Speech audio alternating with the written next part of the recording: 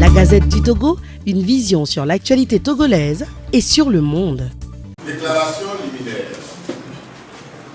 À lettre d'information en date du 5 avril 2024, les partis politiques ADI, ANC, FDR, PSR ont porté à la connaissance du ministre de l'administration territoriale, de la décentralisation et du développement des territoires qu'il organise des manifestations de protestation les 11, 12, 13 avril 2024 contre la réécriture d'une nouvelle constitution par une Assemblée nationale dont le mandat a expiré.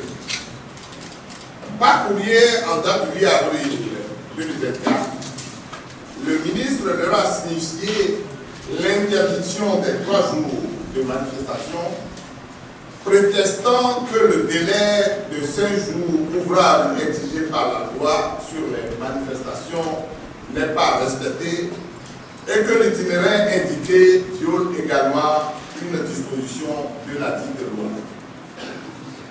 Après examen des observations du ministre, les organisateurs de la manifestation ont exprimé par courrier en date du 9 avril 2024 leur étonnement.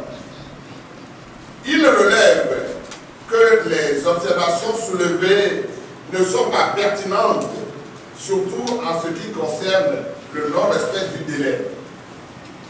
Ils précisent en outre qu'à supposer même que le ministre ait raison pour la date du 11 avril, ce qui n'est d'ailleurs pas le cas, son raisonnement sur le non-respect du délai ne peut affecter les manifestations des 12 et 13 avril 2024 et qu'ils maintiennent donc les manifestations des 12 et 13 avril et proposent un nouvel itinéraire.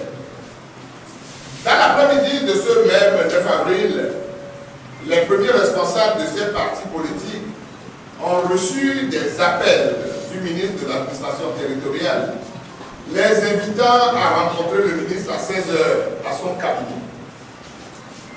Au cours de cette rencontre à laquelle est associé le ministre de la Sécurité et de la Protection civile, le ministre de l'administration territoriale, de la décentralisation et du développement des territoires, a déclaré de manière péremptoire qu'il détient des informations graves et dignes de foi selon lesquelles les organisateurs des manifestations projettent de passer outre l'interdiction, de s'attaquer aux forces de l'ordre et de sécurité, de s'attaquer au domicile des députés, de déloger les élèves pour se joindre aux manifestants.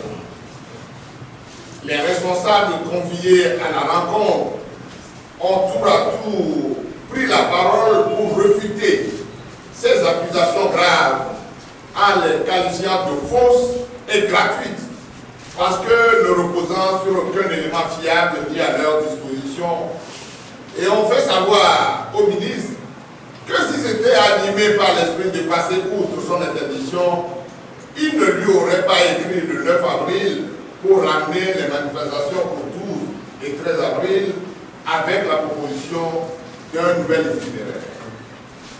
Après toutes ces explications convaincantes, le ministre a déclaré les avoir compris. Grande a été leur surprise en début de soirée, la publication d'un communiqué du gouvernement qui réitère les mêmes accusations graves dénuées de tout fondement et qui ne fait aucune référence à la rencontre tenue quelques heures plus tôt avec le ministre de l'administration territoriale. Il s'agit donc d'un plan machiavélique orchestré par le régime en place pour étouffer toutes les manifestations publiques en créant de graves incidents pour faire porter le chapeau aux organisateurs innocents. Le régime est coutumier de ces montages grotesques dont il se sert souvent pour accuser injustement les militants de l'opposition. En 2013, Le pouvoir commençait insidieusement à accuser l'opposition d'organiser des militants pour brûler des stations d'essence avec des bidons d'essence qu'ils transporteraient. La suite, on la connaît. Des responsables et militants des partis politiques ont été arrêtés et inculpés comme auteurs des incendies des grands marchés de Lomé et de Kara. Certains d'entre eux sont morts en prison. D'autres sont libérés après de longues années sans procès. Jusqu'à ce jour, les vrais auteurs de ces incendies ne sont pas connus. En 2017, le pouvoir a montré des images de prétendus manifestants brandissant des armes lourdes, identifiées comme des djihadistes. Il s'en est servi pour faire sortir sa milice, qualifiée de groupe d'autodéfense, qui a fait de nombreux blessés graves dans les rangs des paisibles citoyens togolais.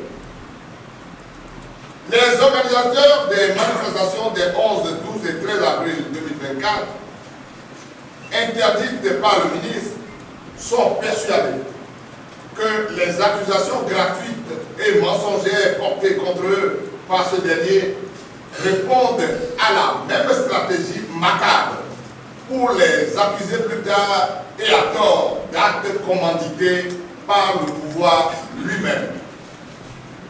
C'est pourquoi il faudrait, à travers cette conférence de presse, prendre à témoin l'opinion publique nationale et internationale sur tout ce qui adviendra et qui sera uniquement du fait du pouvoir. Je rappelle que la liberté de manifester est un droit garanti par la Constitution togolaise et dont ils ne peuvent être privés par des artifices montés de toutes pièces. Il appelle donc les Togolaises et Togolais à assister massivement aux manifestations des 12 et 13 avril 2024 pour dire non à la constitution frelatée que le régime et ses acolytes cherchent à leur imposer. Fait à Lomé le 11 avril 2024. La Gazette du Togo, une vision sur l'actualité togolaise et sur le monde. Rejoignez-nous sur le www.lagazettedutogo.com ou sur nos comptes Facebook, Twitter et YouTube. Pour tout contact, écrivez à contact@lagazettedutogo.com ou appelez le 92 80 88 53. La Gazette du Togo, c'est l'information en continu.